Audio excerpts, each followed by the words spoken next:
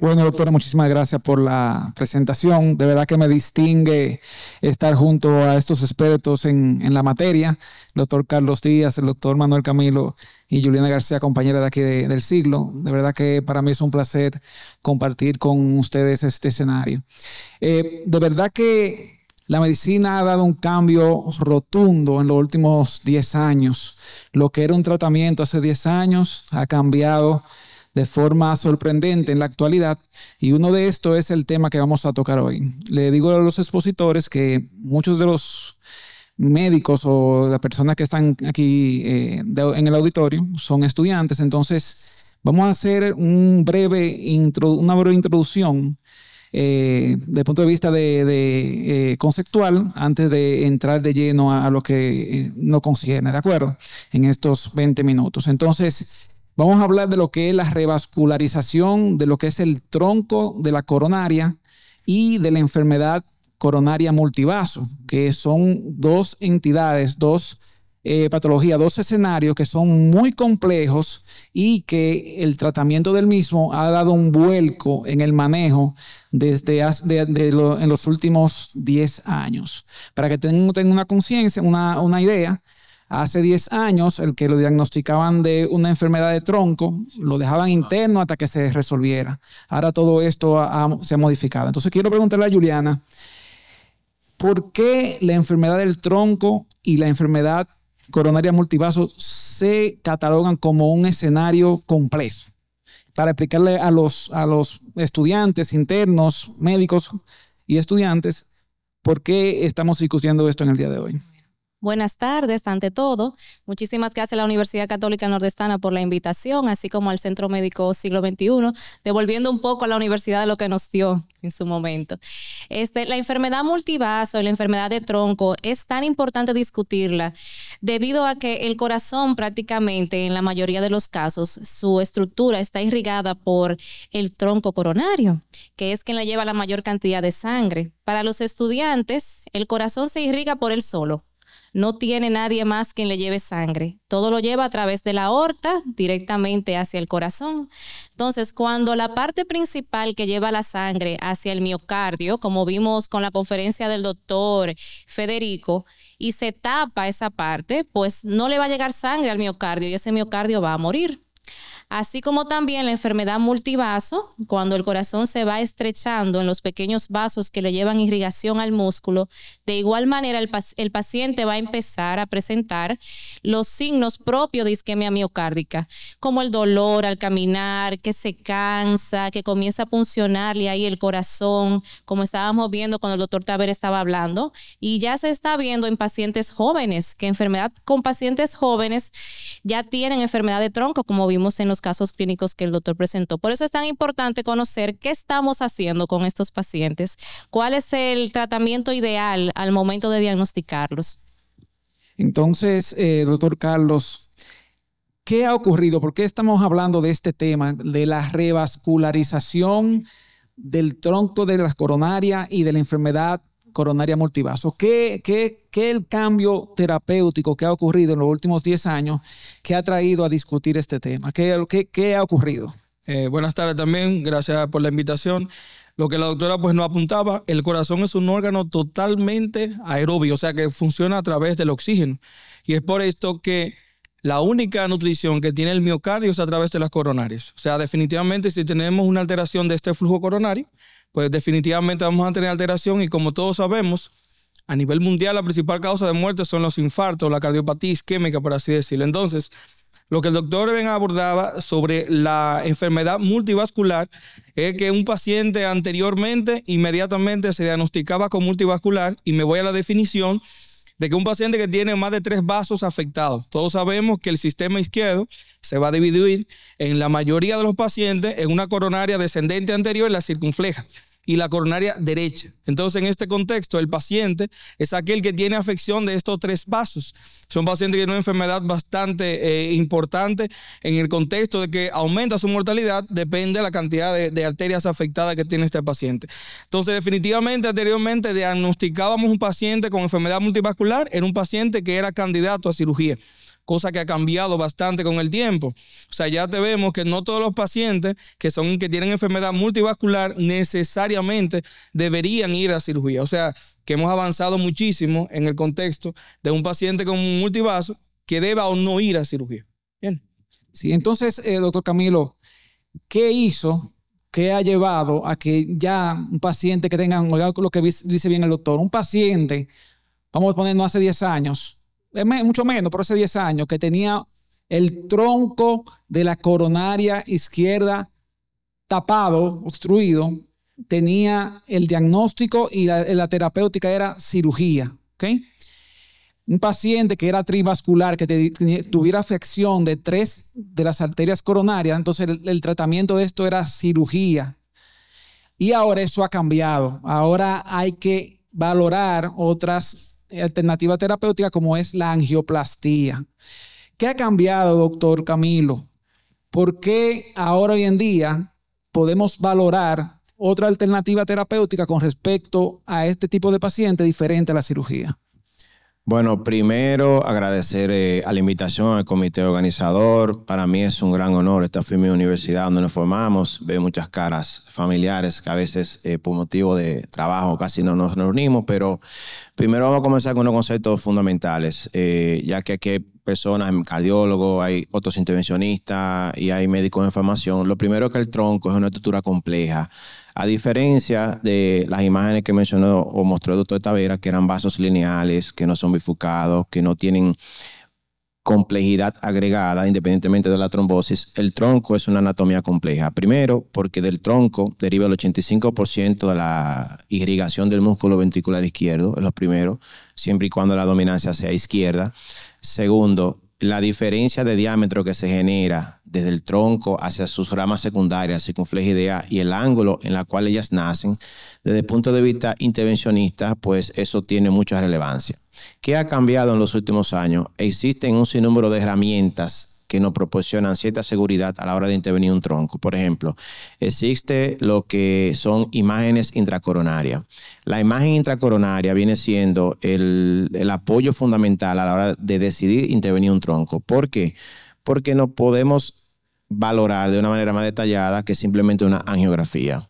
Una de las situaciones complejas que tenemos cuando colocamos un stent es saber si esa medida de ese stent está acorde al vaso. El 99% hace una estimación visual. Normalmente uno dice, dame un 3.5, o como dice Tavera, dame un 3.5. Pero con el IBUS o el OCT nosotros podemos saber efectivamente cuál es el diámetro proximal, distal de esa intervención. Tenemos nuevos dispositivos, son stents con unos screws más finos. Existen también otras estrategias terapéuticas, como cuando las lesiones son muy calcificadas, que está el rotablator. Hay ondas de choque, que es lo nuevo que está en hemodinamia, que está funcionando en el primer mundo. Pero a diferencia de 10 años atrás, todas las herramientas y la evidencia clínica, cuando existe clínicamente la posibilidad de hacerla por intervención, no existe diferencia con la cirugía. Creo que cada caso es particular. Ok. Y Díaz, ¿es obligatorio tener OCT, o sea, tomografía de coherencia óptica, y es obligatorio tener IBUS, sonografía intravascular, a la hora de hacer un tronco? Cuando nosotros nos vamos a las directrices actuales, la sociedad europea y la sociedad americana nos dicen que hay una evidencia 1A para utilizar el IBUS en pacientes que se vayan a utilizar o se vayan a colocar un stent en el tronco. Todos sabemos, hay un estudio que se realizó, un estudio para decidir si un paciente que tiene una lesión en el tronco era pertinente o no colocarle un stent. ¿Por qué? Porque debemos nosotros a través del IBUS determinar el área luminal del vaso. ¿Esto por qué? O sea, definitivamente los hemodinamistas ahora mismo no es solamente colocar un stent, es que ese stent esté bien expandido y que sea un stent adecuado para ese vaso, que es lo ideal, y eso no lo da definitivamente la imagen intravascular. Entonces, lo que me preguntaba si era necesario, es pertinente y no solamente es una opción, es definitivamente es lo que se debe hacer. Por lo que te digo, nosotros como médicos somos científicos y nos debemos llevar por las directrices actuales. Y la guía que nos han salido 2024, 2023 nos dicen que evidencia 1A. ¿Qué es lo que está diciendo? Que se debe hacer y está totalmente definido que paciente que uno va a tratar el tronco, le va muchísimo mejor cuando utilizamos el IVO. O sea, tenemos menos trombosis de stent, tenemos menos restenosis y una mejor expansión del stent. Para decir a los muchachos lo que estamos nosotros viendo, cuando nosotros inyectamos el contraste en una coronaria, lo que estamos viendo es la luz del vaso. No estamos viendo el vaso en general por fuera, estamos viendo la luz del vaso. Y justamente la imagen intravascular nos la define de manera que es reproducible. ¿Qué es lo que yo quiero decir? Que de un hemodinamista a otro hay una diferencia de lo que estamos viendo. O sea, el doctor Camilo puede ver una lesión significativa, yo la puedo ver no tan significativa y debe ser, cada quien debe ser responsable de lo que está viendo, porque eso es operador dependiente. Ahora bien, el IVO no. El IVO es una determinación objetiva que me dice, hay placa, debo tratarle, hasta dónde está la placa, qué tanto el stent está expandido, qué tanto no está expandido. Y me voy más allá. Tenemos complicaciones posteriores a la colocación del stent, que son las disesiones, que la podemos ver a través del IVO. O sea que el IVO va a pasar o ha pasado de ser una opción a ser definitivamente necesario el uso de este dispositivo para todos los pacientes. Y más, si estamos hablando del tronco, el doctor decía que irrigaba el 85% del corazón. O sea, estamos trabajando prácticamente con la vida del paciente. Juliana, pero esta gente vinieron aquí a decirnos que lo que hay que hacerle con el tronco es cateterismo, angioplastía. Ellos me hablan de que de rotablator, eso en inglés. Me hablan de que de IVUS, de tomografía de OCT. Entonces, hay que hacerle cateterismo a todo el mundo, angioplastía a todo el mundo para revascularizarle el tronco y las enfermedades de multivaso. Ellos creían que venían, que no iban a sudar, que iban a decir que es muy bonito. Es mejor la angioplastía que la cirugía de revascularización coronaria, la cirugía de corazón abierto. Ahí el debate. Sí, es mejor. Bueno, nosotros nos guiamos realmente dada la redundancia, por guías. Todo esto viene estudiado, no de hace un año atrás, sino de muchos años, que universidades y centros de renombre hacen estos estudios y nos guiamos por los beneficios y sus fracasos realmente. ¿Y qué nos dicen estas guías últimamente? Que hay que individualizar el paciente. No todo el paciente va a calificar para una revascularización abierta, sino que va a calificar para una angioplastía, para una colocación de stent. Entonces, llegaron aquí algunos estudios, dentro de ellos el SYNTAX, que fue el que realmente hizo un antes y un después de este manejo de estos pacientes. Fue un SYNTAX 1, ya después vamos por el SYNTAX 2, y ahí es que nos estamos guiando actualmente. ¿Qué nos dice esto? Que dependiendo del SYNTAX que vemos a través del cateterismo diagnóstico, es que vamos a decidir como Heart Team, porque somos un equipo donde estamos los cirujanos cardíacos, están los hemodinamistas, los cardiólogos y demás servicios, y de ahí decidimos qué vamos a hacer con ese paciente que tiene una enfermedad. ¿Qué es eso, el SYNTAX, para los médicos que el SYNTAX, como vimos aquí en la diapositiva anterior, que se los puse aquí para que vieran, son una serie de características que vamos a ver en el vaso que se encuentra ocluido o enfermo. Vamos a ver si tiene trombo, la cantidad de estenosis que hay, hasta dónde llega esa placa, y dependiendo de una serie de sumas que hacemos en el paciente, donde determinamos baja de 22 a 32, ya cuando hablamos más de 32, ya el paciente es quirúrgico, es quirúrgico independientemente. ¿Por qué? Porque hemos visto al pasar de los años el beneficio de una cosa o de otra, dependiendo del SYNTAX del paciente. Que esto pueda cambiar más adelante con las nuevas tecnologías, pues sí puede cambiar, pero hasta ahora hemos determinado qué conducta vamos a tomar a través de estas guías. Entonces, todo paciente que califique para una cirugía cardíaca, hay que darle su cirugía cardíaca, porque a largo plazo vamos a ver los beneficios y los contras de cada uno.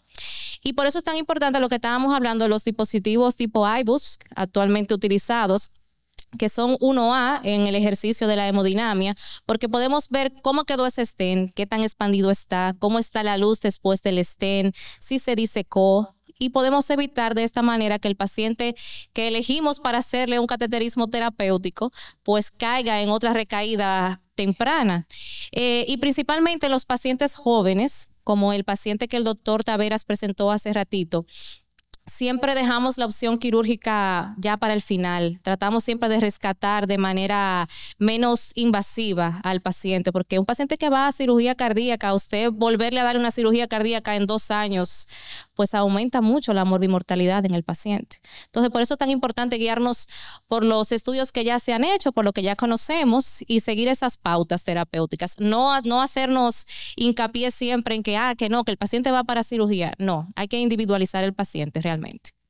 Manuel, ¿y cuál es el paciente ideal para que tenga enfermedad del tronco y que tenga enfermedad multivaso para yo intervenirlo con angioplastía? ¿Cuál es el paciente que tú dices, no, pues este tronco lo hago yo de espalda? ¿Cuál paciente es el ideal para yo intervenirlo de esa forma? Bueno, angioplastía. Tronco multivaso, cirugía, Tronco multivaso, cirugía. Hay que tomar en cuenta un punto muy importante. La guía, tú puedes establecerlo en un score siempre y cuando las condiciones sean ambas para cirugía o para intervención, cuando existe debate. Hay situaciones que usted clínicamente dice, no, los lechos no sirven para cirugía, tenga lo que tenga, no se puede enganchar un puente, el paciente tiene radioterapia, tiene una condición torácica que no va a permitir que ese paciente se pueda operar, pues la única opción que tiene es cirugía. Pero ¿qué pasa? El tronco ideal sería el tronco de lesión de tercio medio. ¿Por qué? El tronco ostial generalmente las características de esas lesiones son muy fibróticas y son muy difíciles y la posibilidad de recoil, de que ese estén nuevamente se ocluya, es muy alta porque es una capa muscular muy fuerte saliendo de la aorta. Hablo del tercio medio primero porque es el segmento que no compromete la bifurcación. Cuando comprometemos la bifurcación, ahí tenemos el riesgo de la diferencia de diámetro, del encarcelamiento de la rama, que si salen 90 grados, que si salen 60 grados. Pues entonces el tronco ideal sería un tronco tercio medio, obviamente que no esté calcificado, que de antemano usted prevé que tenga el éxito, obviamente con las herramientas ideales, pero honestamente yo creo que esto no es una guerra ni siquiera, esto es simplemente individualizar y poner sobre la mesa qué es lo que más se beneficia para el paciente. Aquí no buscamos que quitarle al cirujano. Ciertamente la hemodinamia ha avanzado mucho en el tronco, y los estudios que hay de tronco son estudios ya muy viejos, donde no se hicieron con la herramienta que existe hoy en día. Y nosotros en nuestro día a día, por lo menos yo tengo 5 años de ejercicio profesional, otros tienen más. La experiencia de un tronco, pues uno cuando hace un tronco, pues generalmente no es tan oscuro como lo refieren la literatura. Sí, entonces, Carlos, muy bien mencionaba Manuel que cuando las lesiones son muy complejas, lo preferible es cirugía. Tronco multivaso, cirugía. Tronco ostial, cirugía. Tronco y bifurcación, fue que tú mencionaste, ¿verdad? Calcificada, cirugía. Entonces, ya los otros escenarios más focales se trata de hacer con angioplastía. Pero entonces, la guía 2024 dice que si yo tengo un tronco y tengo un syntax menor de 31, 32. 22. Bajo riesgo, entonces angioplastía. ¿Es el syntax perfecto? ¿Es el syntax? ¿No tiene debilidades? Mira, es que definitivamente lo que dijo Julián es importantísimo, individualizar el paciente. No es lo mismo un paciente con un tronco diabético, un paciente con un tronco con una FeBI por debajo de 35%, un paciente renal, un paciente que tenga alto riesgo quirúrgico. O sea, tenemos que individualizar el paciente ante todo. O sea, el tronco no va a llegar solo, no tengo una lesión de tronco, llegué yo. No. Ese tronco viene con un paciente diabético, viene con un paciente renal, viene con un paciente, ¿verdad?, que tiene otras comorbilidades. Entonces, realmente, yo tengo también pacientes que tienen tronco, pero tiene lo que es un estándar prohibitivo para cirugía. Yo no puedo operar un paciente que me está diciendo el doctor Camilo, no puedo operarlo. Entonces, ahí viene ese escenario, ese paciente que no va a tratar de tronco. Riesgo, existen los riesgos. ¿Qué nos dice la guía? Que con las pautas adecuadas, con las herramientas adecuadas, la evidencia han demostrado que son equiparables la cirugía y la angioplastía en este tipo de pacientes. Entonces, definitivamente, como decía el doctor Camilo, no es vetar una estrategia u otra, es simplemente individualizar al paciente. Debemos determinar a cada quién le va mejor con una cosa u otra, porque ese es el trabajo nuestro como hemodinamista. Como dije ahorita, yo soy un poquito clínico, no es solamente tirar un stent, es realmente que ese paciente le vaya bien con ese stent. Entonces, definitivamente no es que usted va a tener un tronco y lo va a aumentar a operar de una vez. O sea, Por eso existe lo que la doctora Juliana nos dice y las guías enfatizan en el Heart Team, que eso es fundamental, la decisión del paciente cuando vamos a tener. Entonces, está demostrado, como bien decía, que pacientes con un riesgo quirúrgico alto, lo ideal es que tú hagas angioplastía. Bien, ahora bien, yo tengo un paciente que es un paciente que tiene un cinta, como decía la doctora Juliana, que el cinta pues no habla de la complejidad de las arterias, la bifurcación, el tamaño, la calcificación y demás. Sí, el paciente tiene alto riesgo de que cuando yo coloque el stent, se me vaya a ir la circunfleja, por ejemplo. Si yo coloco el stent, pues realmente no voy a hacer la angioplastía porque el paciente va a perder una parte importante de la irrigación cardíaca. Entonces, en conclusión, decirle, individualizar al paciente. Definitivamente. Eso es lo que nosotros tenemos que saber. Ni Juliana como cirujana va a hacer todos los troncos, ni yo como hemodinamista voy a hacer todos los troncos. Definitivamente eso. Agregar algo.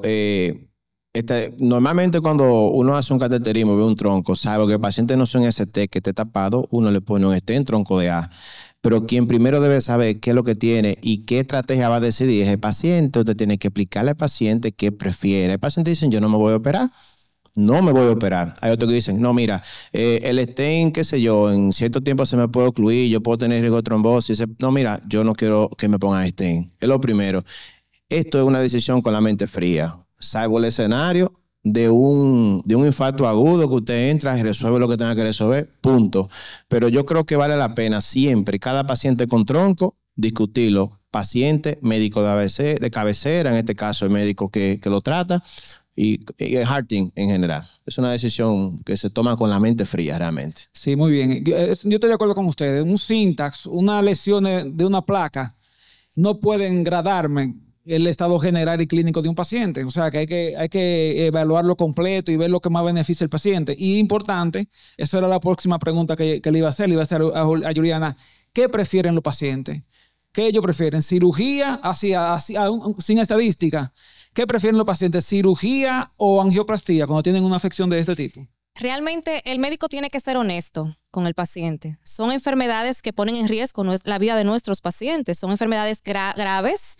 Un procedimiento quirúrgico cardíaco es una cirugía bastante importante. Entonces, al paciente hay que sentarlo y ponerle los pros y los contras. ¿Qué esperar al futuro?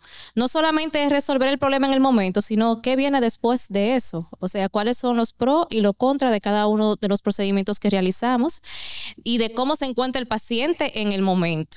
Entonces, decidiendo, como dice Camilo, en conjunto con el paciente, se le ofrece una cosa u otra. Porque no es lo mismo un episodio en el que el paciente llegue con un infarto fulminante. Uno tiene que decidir en el momento sin ni siquiera hablarlo. Bien, pero ya cuando el paciente se encuentra estable y que usted le puede dar un tiempo prudente para poder prepararlo y demás, porque una cirugía cardíaca lleva mucha preparación, hay que llevar al paciente a cirugía lo más estable posible de sus enfermedades. Entonces, va a depender mucho de eso, del escenario en el que nos encontremos y de lo que el paciente elija en el momento. Actualmente, como cirujanos cardíacos, estamos usando mucho lo que es la utilización de puentes arteriales. También eso tiene que ver mucho porque estamos ya muy acostumbrados a safenectomías, estamos dejando a media población sin safenas y eso nos acorta mucho cuáles son los puentes que vamos a utilizar. Entonces, la parte arterial es muy importante, ver cómo se encuentran esos lechos en el momento, realmente ver la condición del paciente, si me va a tolerar una cirugía cardíaca. Entonces, todo va a depender de del cuadro clínico del paciente y lo que se decida con el paciente. Un Heart Team es una cosa que no se discute. Hay que sentarse en sesión, como hacíamos, Carlos, en el hospital, sesionar los pacientes y elegir en equipo lo que se le va a ofrecer a ese paciente, qué es lo mejor para él, con la condición tanto física, tanto clínica y como de cateterismo. Sí, ya la última pregunta para finalizar, porque oigo mucho esa palabrita y me cuesta pensar que realmente funciona. Heart Team, Heart Team, Heart Team. Heart Team. Hay estudios que dicen que cuando yo hago una angiografía coronaria y veo que estoy dudoso, los dejo ahí, saco mi introductor y vamos a discutirlo con cirugía y paso, ¿verdad?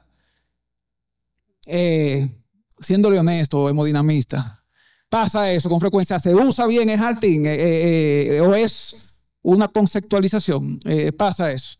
Uno realmente Yo creo que con el tiempo uno genera una confianza con un equipo de trabajo. Eso siempre funciona. Y particularmente cada vez que por lo menos yo hago un procedimiento, yo me estoy imaginando que me están juzgando todo un grupo. Y lo malo no se debe hacer. O sea, usted entiende un paciente quirúrgico para discutir, discútalo 100%, sin problema. Una cosa que a veces cometemos el error, o el mismo paciente comete el error, cuando uno dice, mira, tú tienes un caso que es quirúrgico, ve donde un cirujano vascular, él va donde otro hemodinamista.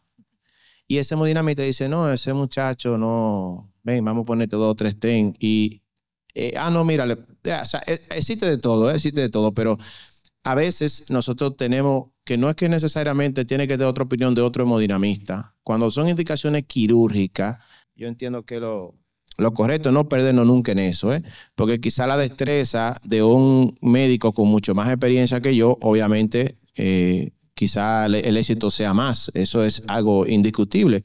Pero cuando son indicaciones de discusión clínica, son cosas diferentes. Esto no se trata de que yo tenga más experiencia que tú, que Carlos tenga más experiencia que yo. Son guías y uno busca el bienestar del paciente. Siempre digo que Dios está ahí, Bueno, agradecemos las opiniones tanto del doctor Manuel Camilo, doctor Carlos Díaz y Juliana García. Yo creo que fue muy provechosa esta mesa redonda. Cualquier otra discusión, se la pueden preguntar de manera individual. Yo estoy muy agradecido de haber compartido con ustedes este momento y gracias por la enseñanza que nos han brindado en esta mesa redonda. Muchísimas gracias por la audiencia, por aguantarnos.